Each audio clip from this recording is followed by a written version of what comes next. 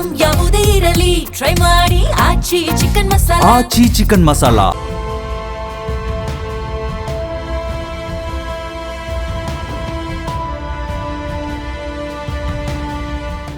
ನಮಸ್ಕಾರ. ಅಖಂಡ ಜ್ಯೋತಿಷ್ಯ ವಿಶೇಷ ಕಾರ್ಯಕ್ರಮಕ್ಕೆ ಸ್ವಾಗತ. ನಾನು ಸಿಂಚನಾ. ಇವತ್ತು ವಾಸ್ತು ದಿಕ್ಕು ಶೂನ್ಯ ಅಥವಾ ದಿಕ್ಕು ಶೂಲ ಅಂದ್ರೇನು, ಹಣಕಾಸಿನ ವ್ಯವಹಾರ ನಷ್ಟಕ್ಕೆ ಯಾವ ದಿಕ್ಕು ಕಾರಣ, ಜೊತೆಗೆ ಈ ದಿನದ ವಿಶೇಷತೆ ಹಾಗೂ ರಾಶಿ ಫಲಗಳ ಬಗ್ಗೆ ತಿಳ್ಕೊಳ್ಳೋಣ. ಈ ಕುರಿತು ತಿಳಿಸಿಕೊಡಲು ನಮ್ಮೊಂದಿಗಿದ್ದಾರೆ ಖ್ಯಾತ ಜ್ಯೋತಿಷಿಗಳು, ಕಾಮಾಖ್ಯ ಪ್ರತ್ಯಂಗಿರ ಉಪಾಸಕರಾದ ಡಾಕ್ಟರ್ YSK ಆಚಾರ್ಯ ಗುರುಗಳು. ಬನ್ನಿ ಗುರುಗಳನ್ನ ಕಾರ್ಯಕ್ರಮಕ್ಕೆ ಸ್ವಾಗತಿಸೋಣ. ನಮಸ್ಕಾರ ಗುರುಜಿ, ಕಾರ್ಯಕ್ರಮಕ್ಕೆ ಸ್ವಾಗತ. ನಮಸ್ಕಾರಪ್ಪ. ಓಂ ಅಸ್ಮದ್ಗುರುಭ್ಯೋ ನಮಃ, ಅಸ್ಮತ್ಪರಮಗುರುಭ್ಯೋ ನಮಃ, ಅಸ್ಮತ್ಸರ್ವಗುರುಭ್ಯೋ ನಮಃ. ಹ್ರೀಂ ಭುವನೇಶಿ ಮಹಾಮಾಯೆ ಸೂರ್ಯಮಂಡಲರೂಪಿಣಿ ನಮಾಮಿ ವರದಂ ಶುಭಂ ಕಾಮಾಖ್ಯಾರೂಪಿಣಿ ಶಿವೆ. ಹೈಂ ಹ್ರೀಂ ಶ್ರೀಂ ಶ್ರೀಮಾತ್ರೇ ಲಲಿತಾಂಬಿಕಾಯೇ ನಮಃ. ಶ್ರೀ ವಿಷ್ಣುರೂಪಾಯ ನಮಃ ಶಂಕರಾಯ. ಗುರೂಜಿ, ಮೊದಲಿಗೆ ಈ ದಿನದ ವಿಶೇಷತೆ ಏನು ಅಂತ? ಖಂಡಿತ. ಓಂ ಆದಿನಾರಾಯಣಂ ವಿಷ್ಣುಂ ಬ್ರಹ್ಮಾಣಾಂಚ ವಸಿಷ್ಠಕಂ ಶ್ರೀರಾಮಂ ಮಾರುತಿಂ ವಂದೇ ರಾಮದಾಸಂಚ ಶ್ರೀಧರಂ. ನಮಃ ಶಾಂತಾಯ ದಿವ್ಯಾಯ ಸತ್ಯಧರ್ಮಸ್ವರೂಪಿಣೆ ಸ್ವಾನಂದಾಮೃತತೃಪ್ತಾಯ ಶ್ರೀಧರಾಯ ನಮೋ ನಮಃ. ಸದ್ಗುರು ಶ್ರೀಧರ ಚರಣಾಭ್ಯಾಂ ನಮಃ.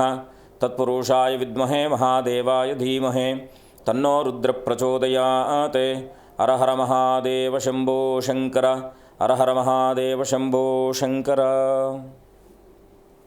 ಸಮಸ್ತ ವೀಕ್ಷಕರಿಗೂ, ದೇಶದ ಅನ್ನದಾತರಾದ ಪ್ರತಿಯೊಬ್ಬ ರೈತರಿಗೂ, ದೇಶವನ್ನು ಕಾಯುವಂತಹ ಪ್ರತಿಯೊಬ್ಬ ಸೇವಾನಿರತರಾದ ಸೈನಿಕರಿಗೂ, ಹಾಗೆ ನಮ್ಮ ಎಲ್ಲ ಅಭ್ಯುದಯಕ್ಕೆ ಶ್ರೇಯೋಭಿವೃದ್ಧಿಗೋಸ್ಕರವಾಗಿ ತಮ್ಮದೇ ಆದಂಥ ಕೊಡುಗೆಯನ್ನು ಕೊಡ್ತಾ ಇರತಕ್ಕಂತಹ ಎಲ್ಲ ಸಾರಥಿ ವೃಂದದವರಿಗೂ ಕೂಡ, ವಿಶೇಷವಾಗಿ ಎಲ್ಲ ಚಾಲಕ ಸನ್ಮಿತ್ರರಿಗೂ ಎಲ್ಲ ರೀತಿಯಾದಂತಹ ಸನ್ಮಂಗಳವನ್ನು ನನ್ನ ಆರಾಧ್ಯ ಮಾತೆಯಾದ ಮಾ ಕಾಮಾಖ್ಯ ಪ್ರತ್ಯಂಗಿರಾ ದೇವಿಯ ಅನುಗ್ರಹದಲ್ಲಿ ಅಂತೇಳಿ ಅವಳ ಅಡಿದಾವರಗಳಿಗೆ ವಂದಿಸಿ, ಇವತ್ತಿನ ವಿಶೇಷವಾಗಿರ್ತಕ್ಕಂಥ ದಿನವನ್ನು ನೋಡಿದಾಗ ಅದರಲ್ಲೂ ಕೂಡ ಪರಾಭವ ನಾಮ ಸಂವತ್ಸರೆ, ಉತ್ತರಾಯಣಿ, ವಸಂತ ಋತುವಿನ ಚೈತ್ರ ಮಾಸ ಇರತಕ್ಕಂಥದ್ದು, ಕೃಷ್ಣ ಪಕ್ಷದ ಚೌತಿ ತಿಥಿ, ವಿಶೇಷವಾಗಿ ಸಂಕಷ್ಟರ ನಿನ್ನೆ ಕಳೆದಿದೆ. ಇವತ್ತಿನ ದಿವಸ ಚೌತಿ ಇರತಕ್ಕಂಥದ್ದಾಗಿದೆ. ಇನ್ನು ಅನುರಾಧ ನಕ್ಷತ್ರ ಸೋಮವಾರ ಚೌತಿ ಬರ್ತಕ್ಕಂಥದ್ದು. ವಿಶೇಷತೆ ಏನಪ್ಪ ಅಂದರೆ, ಈ ಅನುರಾಧ ನಕ್ಷತ್ರಕ್ಕೆ ಕಾರಕನಾಗಿರ್ತಕ್ಕಂಥವನು ಶನಿ. ವಿಶೇಷವಾಗಿ ಇವತ್ತಿನ ಸೋಮವಾರದ ದಿನಕ್ಕೆ ಕಾರಕರ್ತನಾಗಿರ್ತಕ್ಕಂಥವನು ಚಂದ್ರ. ಮತ್ತು ಬಹಳ ಮುಖ್ಯವಾಗಿ ಇವತ್ತಿನ ಸ್ಥಿತಿಮಾನವನ್ನು, ಚಂದ್ರನ ಸ್ಥಿತಿಯನ್ನು ನೋಡಿದಾಗಲೂ ಕೂಡ ಚಂದ್ರನು ನೀಚ ಸ್ಥಿತಿಯಲ್ಲಿರ್ತಕ್ಕಂಥವನು. ಅಂದರೆ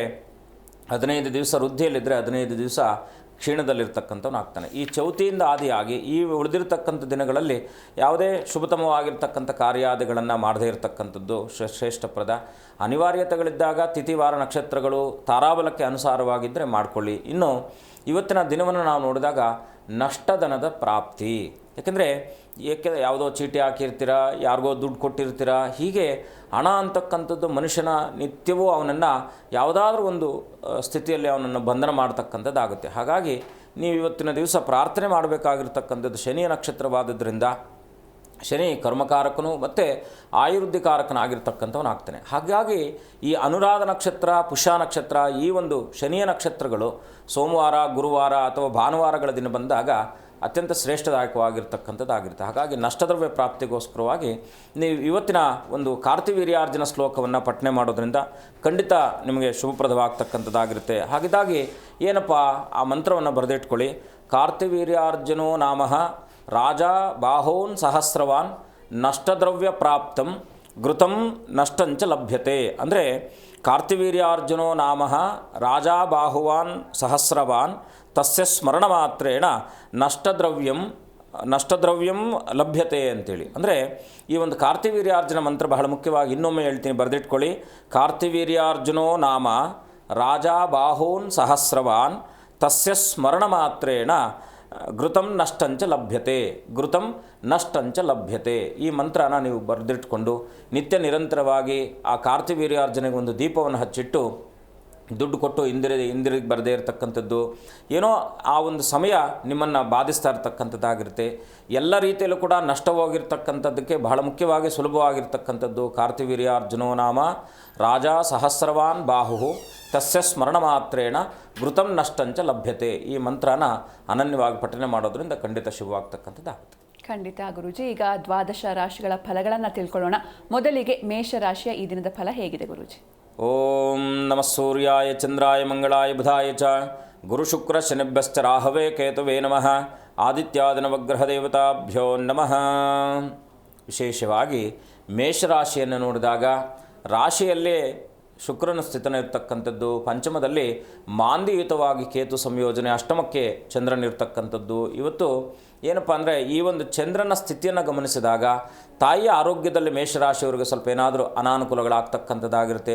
ಪುತ್ರರ ಮಕ್ಕಳ ಆರೋಗ್ಯಕ್ಕೆ ಸಂಬಂಧಪಟ್ಟಿರ್ತಕ್ಕಂಥದ್ದು ಏನಾದರೂ ಅಡಚಣೆಗಳಾಗ್ತಕ್ಕಂಥದ್ದಾಗಿರುತ್ತೆ ಮೇಷರಾಶಿಯವರು. ಅದರಲ್ಲೂ ಕೂಡ ವೃತ್ತಿರಂಗದಲ್ಲೂ ಕೂಡ ಸ್ವಲ್ಪ ಏನಾದರೂ ನಿಮ್ಮ ಸಹೋದ್ಯೋಗಿಗಳೊಟ್ಟಿಗೆ ಸ್ವಲ್ಪ ಮನಸ್ತಾಪಗಳು ಬರ್ತಕ್ಕಂಥದ್ದಾಗಿರುತ್ತೆ ಮೇಷರಾಶಿಯವರು. ಇವತ್ತಿನ ದಿವಸ ವಿಶೇಷವಾಗಿ ಬಂಧುಗಳೊಟ್ಟಿಗೆ ಸಮಾಗಮನ ಮಾಡ್ತಕ್ಕಂಥ ಸುಯೋಗ ಇರತಕ್ಕಂಥದ್ದು ಮೇಷರಾಶಿಯವರು. ವಿಶೇಷವಾಗಿ ಇವತ್ತಿನ ದಿವಸ ಸಾಂಬಶಿವನ ದರ್ಶನ, ಓಂ ನಮಃ ಶಿವಾಯ ಅಂತಕ್ಕಂಥ ಪಂಚಾಕ್ಷರ ಮಂತ್ರವನ್ನು ಜಪಿಸುವುದರಿಂದ ಖಂಡಿತ ಶುಭವಾಗುತ್ತೆ.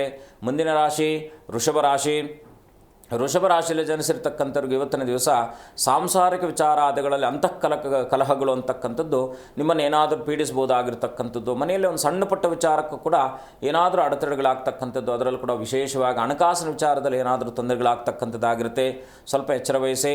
ವಿಶೇಷವಾಗಿ ಇವತ್ತಿನ ದಿವಸ ಪ್ರಯಾಣದಲ್ಲೂ ಕೂಡ ಸ್ವಲ್ಪ ನಷ್ಟ ಆಗ್ತಕ್ಕಂಥದ್ದಾಗಿರುತ್ತೆ. ಎಚ್ಚರವಾಗಿರಿ ವೃಷಭರಾಶಿಯವರು. ಅನನ್ಯವಾಗಿ ಸಾಂಬಶಿವನ ಪ್ರಾರ್ಥನೆ, ವಿಶ್ವೇಶ್ವರನ ಪ್ರಾರ್ಥನೆ ಮಾಡ್ತಕ್ಕಂಥದ್ದು. ಓಂ ಈಶ್ವರಾಯ ನಮಃ ಅಂತೇಳಿ ಈಶ್ವರನ ಮಂತ್ರವನ್ನು 156 ಬಾರಿ ಜಪಿಸೋದ್ರಿಂದ ಖಂಡಿತ ಶುಭವಾಗುತ್ತೆ. ಮುಂದಿನ ರಾಶಿ ಮಿಥುನ ರಾಶಿ. ಮಿಥುನ ರಾಶಿಯವರಿಗೆ ಇವತ್ತಿನ ದಿವಸ ಅನುಕೂಲಪ್ರದವಾಗಿರ್ತಕ್ಕಂಥದ್ದು. ಹಣಕಾಸಿನ ವಿಚಾರದಲ್ಲೂ ಕೂಡ ಸ್ವಲ್ಪ ಅನುಕೂಲ ಆಗ್ತಕ್ಕಂಥದ್ದಾಗಿರುತ್ತೆ. ವಿಶೇಷವಾಗಿ ಷೇರು ವ್ಯವಹಾರಾದಿಗಳಲ್ಲೂ ಕೂಡ ಇವತ್ತಿನ ದಿವಸ ಶುಭ ಆಗ್ತಕ್ಕಂಥದ್ದು. ಸಂತಾನಕ್ಕೆ ಸಂಬಂಧಪಟ್ಟ ವಿಚಾರಾದಿಗಳಲ್ಲೂ ಕೂಡ ಅನುಕೂಲ ಆಗ್ತಕ್ಕಂಥದ್ದಾಗಿರುತ್ತೆ. ವಿಶೇಷವಾಗಿ ಮನೆಯಲ್ಲಿ ಪುಣ್ಯತಮವಾಗಿರ್ತಕ್ಕಂಥ ಶುಭ ಕಾರ್ಯಾದಿಗಳನ್ನು ಮಾಡಬೇಕು ಅಂತಕ್ಕಂಥ ಎಲ್ಲ ಆಲೋಚನೆಯು ಕೂಡ ಇವತ್ತಿನ ದಿವಸ ಸಿದ್ಧಿಸ್ತಕ್ಕಂಥದ್ದಾಗಿರುತ್ತೆ. ಮಿಥುನ ರಾಶಿಯವರು ವಿಶೇಷವಾಗಿ ಕುಲದೇವರ ಪ್ರಾರ್ಥನೆ, ವಿಶೇಷವಾಗಿ ಆಂಜನೇಯನ ದರ್ಶನ, ಸಾಂಬಶಿವನ ಪ್ರಾರ್ಥನೆ ಮಾಡತಕ್ಕಂಥದ್ದು ಶುಭವಾಗುತ್ತೆ. ಮುಂದಿನ ರಾಶಿ ಕಟಕ ರಾಶಿ. ಸ್ವಲ್ಪ ಮೂಲ ವ್ಯಾಧಿಗಳು ನಿಮ್ಮನ್ನು ಬಾಧಿಸ್ಬೋದಾಗಿರ್ತಕ್ಕಂಥದ್ದು, ಬೆನ್ನು ನೋವು, ಹೀಗೆ ಯಾವುದಾದ್ರೂ ನಿಮ್ಮ ಶರೀರದಲ್ಲಿ ಸ್ಥಿತ ಆಗಿರ್ತಕ್ಕಂಥ ಯಾವುದಾದ್ರೂ ಹಳೆ ಬಾಧೆಗಳು ಅಂತಕ್ಕಂಥದ್ದು ಕಾಡ್ತಾ ಇರತಕ್ಕಂಥದ್ದಾಗಿರುತ್ತೆ. ಜೊತೆಗೆ ಇವತ್ತು ಏನೋ ವೈರಾಗ್ಯವು ಕೂಡ ನಿಮ್ಮನ್ನು ಬಾಧಿಸ್ಬೋದಾಗಿರ್ತಕ್ಕಂಥದ್ದು. ಯಾಕೋ ಇಷ್ಟೆಲ್ಲ ಮಾಡಿದ್ರೂ ಕೂಡ ಏನೂ ನಮಗೆ ಅನುಕೂಲ ಆಗ್ತಾ ಇಲ್ವಲ್ಲ ಅಂತಕ್ಕಂಥದ್ದು, ಮಾನಸಿಕವಾಗಿ ಒತ್ತಡ ಇರತಕ್ಕಂಥದ್ದಾಗಿರುತ್ತೆ. ಕಟಕ ರಾಶಿಯವರು ವಿಶೇಷವಾಗಿ ಸಾಂಬಶಿವನ ಪ್ರಾರ್ಥನೆ ಮಾಡಿ, ಸಾಧ್ಯವಾದರೆ ಸಾಂಬಶಿವನ ಸನ್ನಿಧಾನದಲ್ಲಿ ಕ್ಷೀರಾಭಿಷೇಕವನ್ನು ಮಾಡಿಸುವಂಥ ವ್ಯವಸ್ಥೆ ಮಾಡಿಕೊಳ್ಳಿ. ಸಾಂಬಶಿವನ ಸನ್ನಿಧಾನದಲ್ಲಿ 11 ಪ್ರದಕ್ಷಿಣೆ ಹಾಕಿ ಬಿಲ್ವಾರ್ಚನೆ ಮಾಡತಕ್ಕಂಥದ್ದು, ಸಾಂಬಶಿವನನ್ನು ಅನನ್ಯವಾಗಿ ಪ್ರಾರ್ಥನೆ ಮಾಡತಕ್ಕಂಥದ್ದು ಇನ್ನಷ್ಟು ಶುಭವಾಗ್ತಕ್ಕಂಥದ್ದಾಗುತ್ತೆ. ಖಂಡಿತ ಗುರುಜಿ. ಒಬ್ರು ಕಾಲರ್ ಇದ್ದಾರೆ, ವರಲಕ್ಷ್ಮಿ ಅಂತ, ಮಾತಾಡ್ಸೋಣ. ನಮಸ್ತೆ ಅಮ್ಮ. ನಮಸ್ತೆ, ಎಲ್ಲಿಂದ ಕಾಲ್ ಮಾಡ್ತಿದ್ದೀರಾ? ಕನಕಪುರ. ಯಾರ ಬಗ್ಗೆ ಕೇಳಬೇಕಿತ್ತು? ಹಲೋ, ಯಾರ ಬಗ್ಗೆ ಕೇಳಬೇಕಿತ್ತು? ಮನೆ ಬಗ್ಗೆ ಕೇಳಬೇಕಾಯ್ತು ಮೇಡಮ್. 1ರಿಂದ 30 ಒಂದು ಸಂಖ್ಯೆ ಹೇಳಿಮ್ಮ. 5. ಓಕೆ, ಗುರೂಜಿ ಇದ್ದಾರೆ, ಮಾತನಾಡಿ.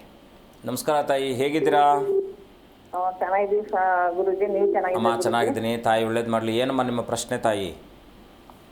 ನಮ್ದು ಏನು ಪ್ರಶ್ನೆ ಅಂದರೆ, ಮನೆ ಸ್ವಲ್ಪ ಹೆಣ್ಮಕ್ಳಿಗೆ ಮದುವೆ ಆಗಿದ್ದು ಲೇಟ್ ಆಗೋಯ್ತು.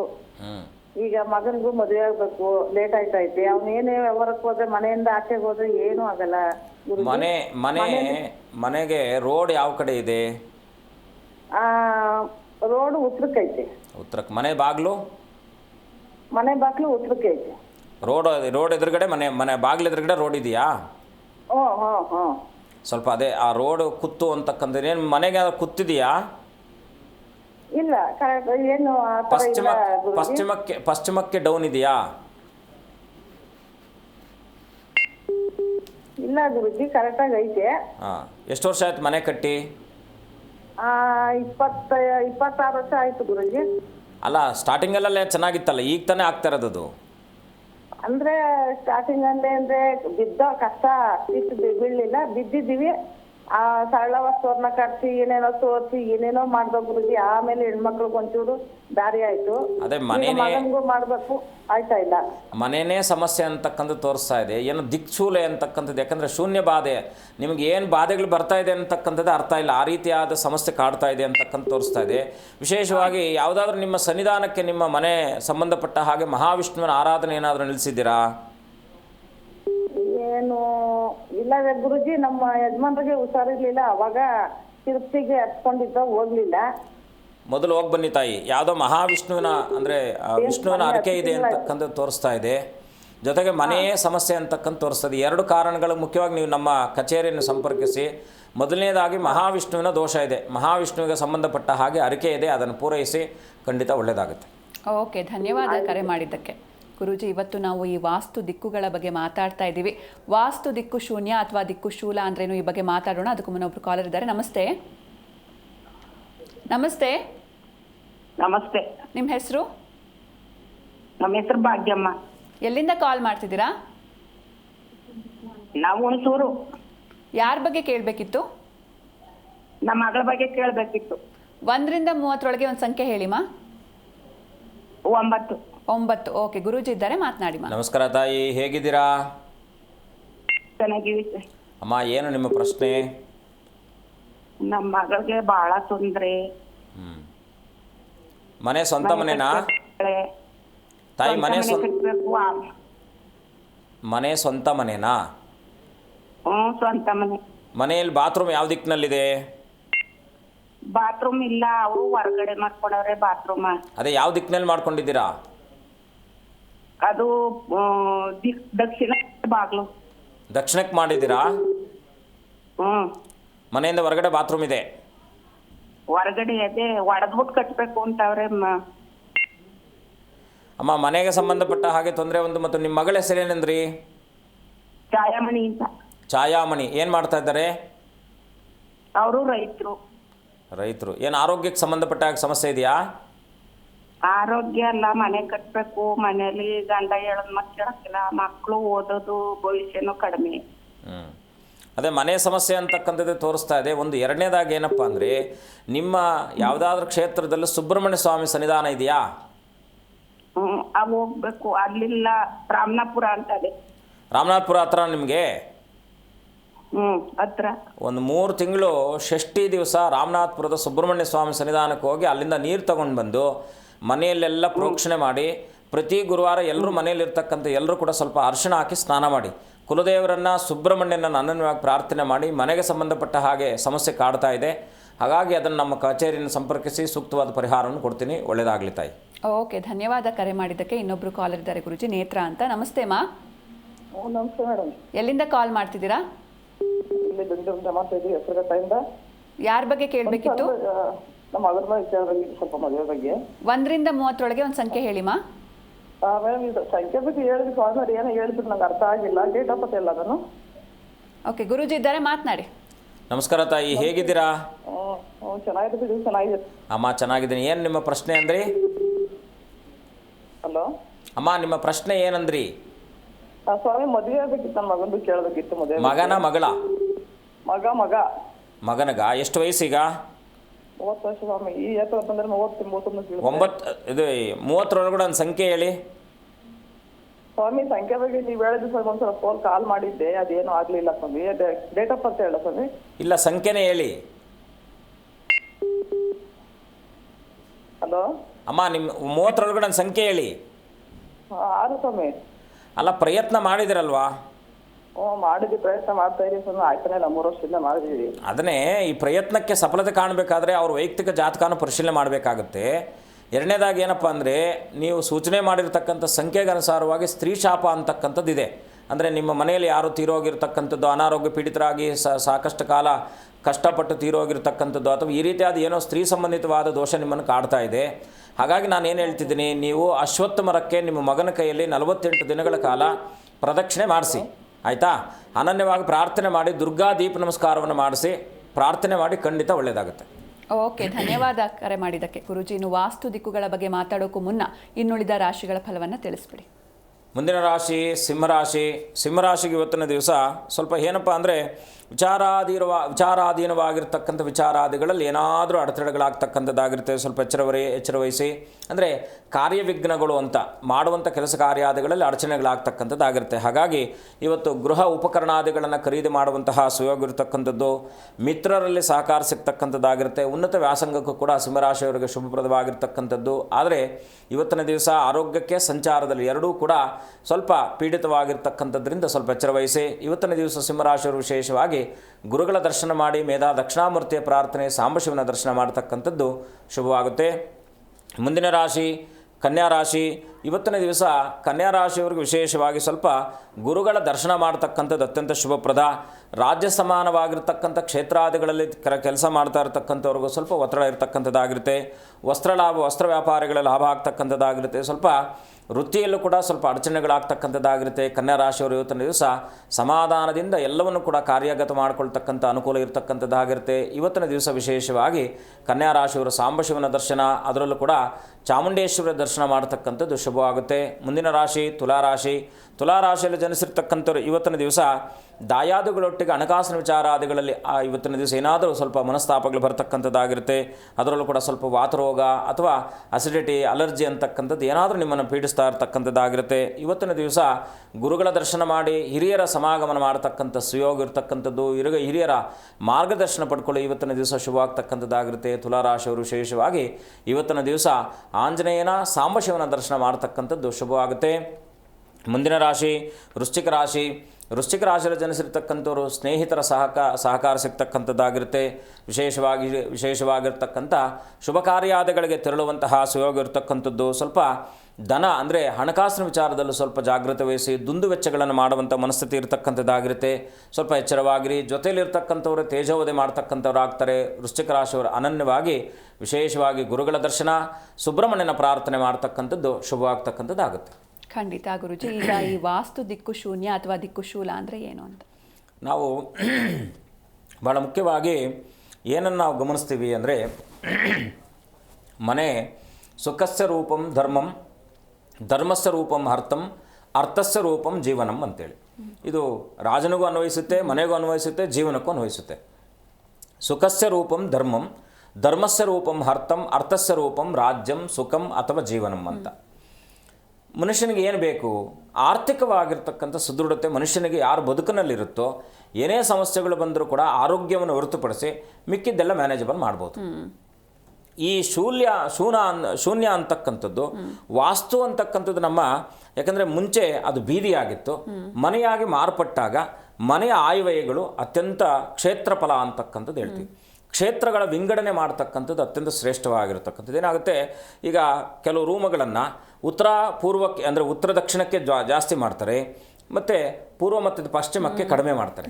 ಇದು ಯಾಕೆಂದರೆ ಆಯವರ್ಗಕ್ಕೆ ಅನುಸಾರವಾಗಿ ಮಾಡ್ತಕ್ಕಂಥದ್ದು. ಆದರೆ ಪ್ರತಿಯೊಂದು ಕ್ಷೇತ್ರಫಲವೂ ಕೂಡ ಸಮವಾಗಿರಬೇಕು ಅಂತಕ್ಕಂಥದ್ದೇ ರೂಲು. ವಾಸ್ತುವಿನಲ್ಲಿರ್ತಕ್ಕಂಥದ್ದೇನು, ಯಾವುದು ಚೆನ್ನಾಗಿದೆಯೋ ಅದು ನಮಗೆ ಒಳ್ಳೆಯ ಫಲವನ್ನು ಕೊಡುತ್ತೆ, ಯಾವುದು ಅಸಂಬದ್ಧವಾಗಿರುತ್ತೋ ಅದು ನಮಗೆ ಕೆಟ್ಟ ಫಲವನ್ನು ಕೊಡುತ್ತೆ ಅಂತಕ್ಕಂಥದ್ದು.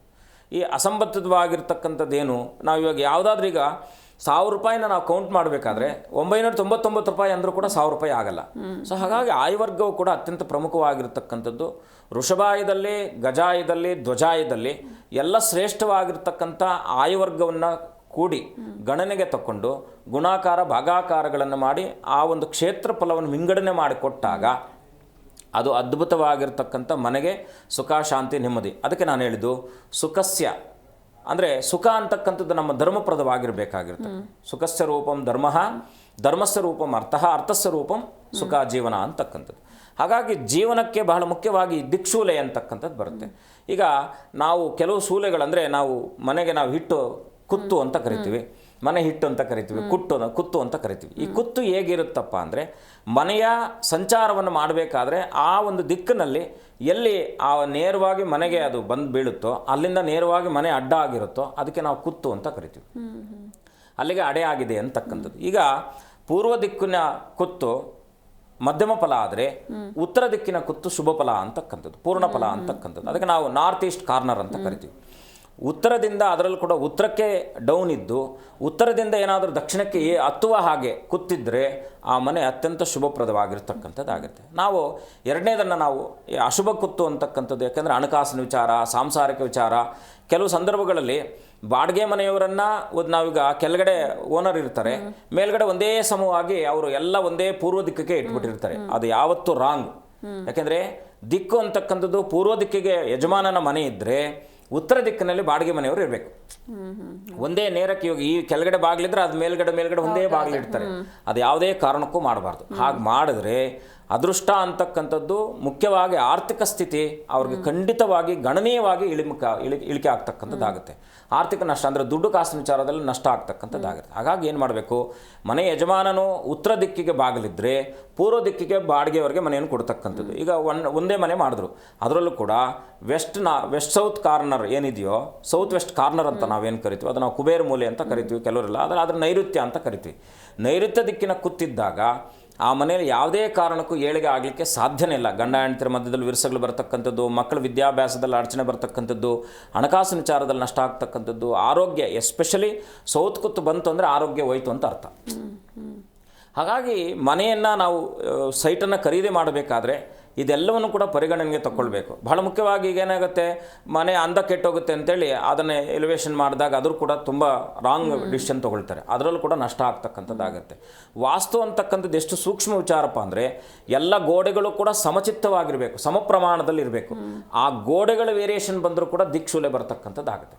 ಈಗ ಮನೆ ಒಳಗಡೆನೇ ದಿಕ್ಶೂಲೆ ಇದೆ, ಅದಕ್ಕೆ ನಾವು ಶೂನ್ಯ ದಿಕ್ಶೂಲೆ ಅಂತ ಕರಿತೀವಿ. ಅಂದರೆ ಮನೆ ಒಳಗಡೆ ಬರ್ತಕ್ಕಂಥದ್ದಕ್ಕೆ ಶೂನ್ಯ ಅಂತಕ್ಕಂಥದ್ದು. ಆ ಸಂದರ್ಭಗಳಲ್ಲಿ ಏನಾಗುತ್ತೆ, ಇವ್ರು ಶೂನ್ಯ ಕಿಳಿತಾರೆ. ಶೂನ್ಯ ಅಂದರೆ 0, ಚೆನ್ನಾಗಿದ್ದವರು 0 ಆಗ್ತಾ ಹೋಗ್ತಾರೆ. ಅದಕ್ಕೆ ನಾವು ಶೂನ್ಯ ದಿಕ್ಶೂಲೆ ಅಂತ. ಶೂಲೆ ಬೇರೆ, ಶೂನ್ಯ ದಿಕ್ಶೂಲೆ ಬೇರೆ. ಈ ಶೂನ್ಯ ಅಂತಕ್ಕಂಥದ್ದು ಮನೆಯಲ್ಲಿ ಆಗುವಂಥ ಆಗುಹೋಗುಗಳು ತೊಂದರೆಗಳೆಲ್ಲ ಕೂಡ ಕಾರಣೀಕರ್ತವಾಗಿರ್ತಕ್ಕಂಥದ್ದು ಮನೆಯ ವಾಸ್ತು. ಯಾಕಂದರೆ ಎಲ್ಲಿ ಡ್ಯಾಮೇಜ್ ಆಗಿರುತ್ತೋ ಅಲ್ಲಿಂದ ಅದಕ್ಕೆ ಸಂಬಂಧಪಟ್ಟಾಗಿ ದಕ್ಷಿಣಕ್ಕೆ ಸಂಬಂಧಪಟ್ಟ ಹಾಗಿದ್ದು ಏನಾದರೂ ಸಮಸ್ಯೆಗಳಿಂದ ಆರೋಗ್ಯಕ್ಕೆ ಬಂದೇ ಬರುತ್ತೆ.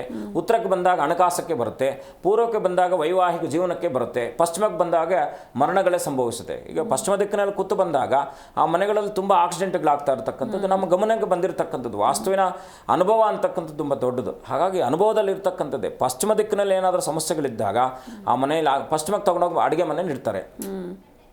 ಈ ಪ್ರಾಂತ್ಯಾವಾರದಲ್ಲೂ ಕೂಡ ಸ್ವಲ್ಪ ವೇರಿಯೇಷನ್ ಇರ್ತಕ್ಕಂಥ. ಈಗ ನಮಗೂ ಆಂಧ್ರದವ್ರಿಗೆ ತುಂಬ ವ್ಯತ್ಯಾಸ ಇರ್ತಕ್ಕಂಥದ್ದು ಇರುತ್ತೆ. ಹಾಗಾಗಿ ಅದನ್ನೆಲ್ಲ ಗಮನಿಸಬೇಕಾಗಿರ್ತಕ್ಕಂಥದ್ದು. ಯಾಕಂದರೆ ಕಾಲಮಾನ ಕಾಲಕ್ಕೆ ಸಂಬಂಧಪಟ್ಟ ಹಾಗೆ ಆ ಸಮಯ ಮತ್ತು ಆ ಒಂದು ಸ್ಥಳ, ಆ ಸ್ಥಳವನ್ನು ಕೂಡ ನಾವು ನಿಗದಿ ಮಾಡಬೇಕಾಗಿರ್ತಕ್ಕಂಥದ್ದು ಕೂಡ ಶ್ರೇಷ್ಠವಾಗಿರುತ್ತೆ. ಖಂಡಿತ ಗುರುಜಿ. ಈಗ ಇನ್ನುಳಿದ ರಾಶಿಗಳ ಫಲವನ್ನು ತಿಳಿಸ್ಬಿಡಿ. ಮುಂದಿನ ರಾಶಿ ಧನುರಾಶಿ. ಧನುರಾಶಿಯಲ್ಲಿ ಇವತ್ತಿನ ದಿವಸ ಬದ್ಧ ವೈರಿಗಳು ನಿಮ್ಮೊತ್ತಿಗೆ ಏನಾದರೂ ಕೂಡ ಸಂಧಿಸುವಂತಹ ಕೆಲಸ ಆಗ್ತಕ್ಕಂಥದ್ದಾಗಿರುತ್ತೆ. ಇಷ್ಟು ದಿವಸ ನೀವೇನೋ ವೈರತ್ವ ಇಟ್ಕೊಂಡಿರ್ತೀರ, ಆದರೆ ಇವತ್ತು ಅವರೇ ಒಂದು ಸಮಾಧಾನವಾಗಿ ಇದನ್ನು ಮಾತನಾಡುವಂತಹ ಒಂದು ವ್ಯವಸ್ಥೆನ ಮಾಡುವಂಥ ಯೋಗ ಇರತಕ್ಕಂಥದ್ದಾಗಿರುತ್ತೆ.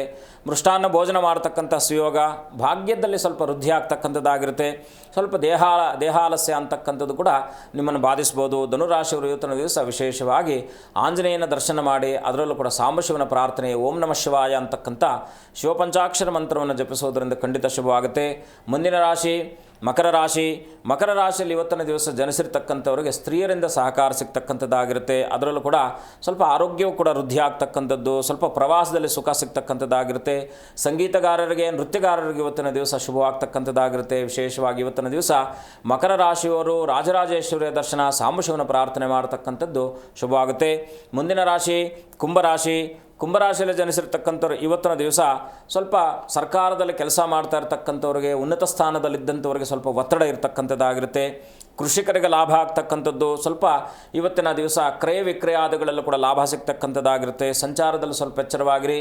ಕುಂಭರಾಶಿಯವರು ಅನನ್ಯವಾಗಿ ಇವತ್ತಿನ ದಿವಸ ಗಣಪತಿಯ ಪ್ರಾರ್ಥನೆ, ಅದರಲ್ಲೂ ಕೂಡ ಸಾಂಬಶಿವನ ದರ್ಶನ ಮಾಡತಕ್ಕಂಥದ್ದು ಶುಭವಾಗುತ್ತೆ. ಮುಂದಿನ ರಾಶಿ ಮೀನರಾಶಿ. ಮೀನರಾಶಿಯಲ್ಲಿ ಜನಿಸಿರ್ತಕ್ಕಂಥವ್ರಿಗೆ ಇವತ್ತಿನ ದಿವಸ ಧನದ ಸಮೃದ್ಧಿ ಆಗ್ತಕ್ಕಂಥದ್ದು, ಪುತ್ರರಿಂದ ಸಹಕಾರ ಸಿಗ್ತಕ್ಕಂಥದ್ದಾಗಿರುತ್ತೆ. ಆರೋಗ್ಯದಲ್ಲಿ ವೃದ್ಧಿ ಆಗ್ತಕ್ಕಂಥದ್ದು, ಸ್ವಲ್ಪ ಏನಪ್ಪ ಅಂದರೆ ಮನೆಯಲ್ಲಿ ಏನಾದರೂ ಸಣ್ಣ ಪುಟ್ಟದಾಗಿರ್ತಕ್ಕಂಥ ಕಾರ್ಯವಿಘ್ನಗಳು ನಡೀತಕ್ಕಂಥದ್ದಾಗಿರುತ್ತೆ. ಹಾಗಾಗಿ ಮೀನರಾಶಿಯವರು ಅದರೊಟ್ಟಿಗೆ ಲಕ್ಷ್ಯ ವಹಿಸಿ ಅನನ್ಯವಾಗಿ ಗುರುಗಳ ಪ್ರಾರ್ಥನೆ ಜೊತೆಗೆ ಸಾಂಬಶಿವನ ದರ್ಶನ ಮಾಡತಕ್ಕಂಥದ್ದು ಶುಭವಾಗ್ತಕ್ಕಂಥದ್ದಾಗುತ್ತೆ. ಖಂಡಿತ ಗುರುಜಿ. ಇನ್ನು ಈ ಹಣಕಾಸಿನ ವ್ಯವಹಾರ ನಷ್ಟಕ್ಕೆ ಯಾವ ದಿಕ್ಕು ಕಾರಣ ಅಂತ? ದಕ್ಷಿಣ ಮತ್ತು ಪಶ್ಚಿಮ, ಸೌತ್ ವೆಸ್ಟ್ ಕಾರ್ನರ್ ಅಂತ ನಾವು ಕರಿತೀವಿ. ಪಶ್ಚಿಮದಿಂದ ಆ ಮನೆ ತನಕ ಕೂತು ಬಂದರೆ ಆ ಮನೆ ಲೋನ್ ಕೂಡ ಕಟ್ಟಲಿಕ್ಕೆ ಆಗಲ್ಲ ಅವ್ರ ಕೈಲಿ.